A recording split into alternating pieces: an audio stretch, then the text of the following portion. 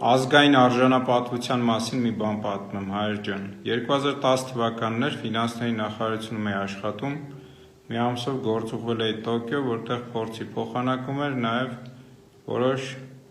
սեմինարներ։ Այդ արարողության ընթացքում վերջում յուրաքանչյուր մարդ իր երկրի կոնկրետ ընտրված համակարգի վերաբերյալ որոշակի նյութ է ներկայացնում և քննարկումներ է լինում։ Ադրբեջանի ներկայացուցիչը իր նյութի քննարկման ժամանակ ներկայացնում է, որ Հայաստանը օկուպացրել է Ադրբեջանի տարածքի 1/3-ը, նկատի ուներ Արցախը։ Ես այդ լսելով տեսնում եմ, որ այդ ճապոնացի ներկայացուցիչները ոչ մի բան չեն անում, հայտարարում եմ մտեղ, որ ես դադարում եմ մասնակցել հաջորդ թիվ գործողություններին, արդեն ընդ որում վերջանում էր մի քանի օր մնացել և հետևաբար նաև չեմ մասնակցում, այդ վկայական էին հանձնում վերջում այդ արարողությանը։ Եվ իրենց հետ զգուշացնում եմ, քանի որ թողել եք, որ նման քաղաքական հայտարարություն արվել այս հարթակում, դիտողություն չեք արել, ես դրա մասին դիվանագիտական տարբեր ատյաններին եմ տեղեկացնելու և խնդիր եմ դարձնելու ձեր համար։ Իրանք հետո եկան իմ հյուրանոցի համար, խնդրում էին, որ նման բան չանես։ Ես իհարկե դա արեցի, բայց մեր մոտ որոշ պաշտոնյաներ հարկ չհամարեցին դրա շուրջ խորանալ, ինչը սխալ էր իմ համոզմամբ, բայց հիմա դրա մասին չեմ պատմում։ Պատմեմ նրա մասին, որ ես չգնացի մասնակցել այդ արարողությանը, չվերցրի այդ վկայական, իրենք հետո փոստով ինձ ուղարկեցին դա իհարկե, ներողություն խնդրեցին, որ նման միջադեպ է տեղի ունեցել, և սա ինչի համար էր, ինձ ոչ մեկ չէր ուղղորդել, որ նման բան լինի, քեզ այդպես կպահես, սա ազգային արժանապատվության փոքր դրսևորում էր, քանի որ մեր հողի, մեր հայրենիքի համար հազարավոր զոհեր էինք տվել, մաքարումների մեջ ենք եղել, բոլորս այդ զրկանքների միջով անցել ենք և պարտավոր ենք դա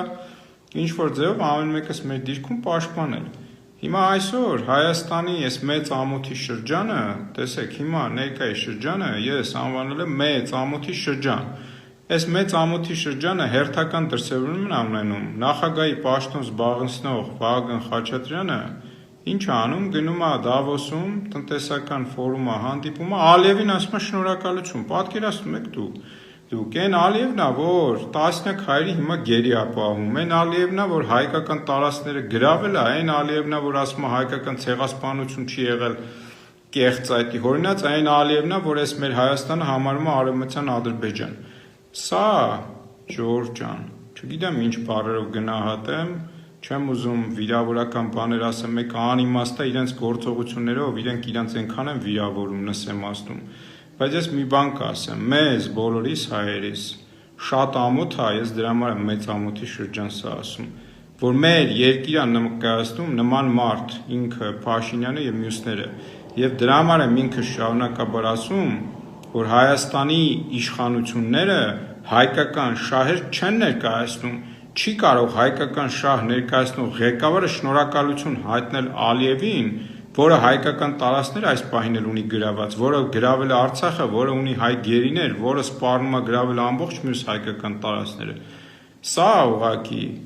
խայտառակություն բառ ասելը չգիտեմ ինչ է, էլի, սա ամոթի մեծ ամոթ է, մեզ շատ մեծ ամոթ։ Եվ ես հորդորում եմ այն մարդկանց, դադարեք այդ մարդկանց հետ համագործակցել, դադարեք սեղմել նույն այդ նախագահ կոչվածի ձեռքը, վարչապետ կոչվածի ձեռքը, ձեր համագործակցությունով դուք մեր բոլորիս, մեր հայ տեսակի խայտառակությունն ու ամոթը շարունակական եք դարձնում, հայր ջան, մի արեք, ավելի լավ այդ մի քիչ ավել փողը չլինի, կամ ընդհանրապես չլինի, ազգային արժանապատվությունը այն, որ դուրս ենք գալիս գլուխներս բարձր կլնենք, պատերազմը պարտվելը կարա լինի, անցնել, հաջորդնել հաղթենք, բայց ստորացում, նսեմացումը նման ստորացման նսեմացմանը հանդուրժելն ու դա ընդունել նորմալ, դա ընդունելի չի, դա չի կարելի, դա Աստված էլ մեզ չի ներելու այս ամեն ինչի համար։ Չի կարող ստորացած ու նսեմացած մարդը հարգանքի արժանի լինի, չի կարող ուղղակի։ Սա էլ արձանագրված խայտառակությունը։ Տեսեք, համոզվեք։ Ես ուզում եմ նաև շնորհակալություն հայտնել Ադրբեջանի ղեկավարությանը, պարոն Ալիևին, Ինչպես նաև ես իրավունք ունեմ շնորհակալություն հայտնել նաև մեր վարչապետին, որովհետև երկրի մեր ղեկավարը վարչապետն է, այն քաղաքական կամքի համար, որ դրսևորվել է, եւ դա նպատակը մեկն է եղել, գիտեք, հիմա արդեն տեսանելի է, նպատակը միայն խաղաղությունն է եղել։ Ոչ թե իշխանության, կներեք, որ ես այդպես եմ մեկնաբանում, պարոն Ալիև, մնալն է խնդիրը եղել, այլ խաղաղ ապրելը։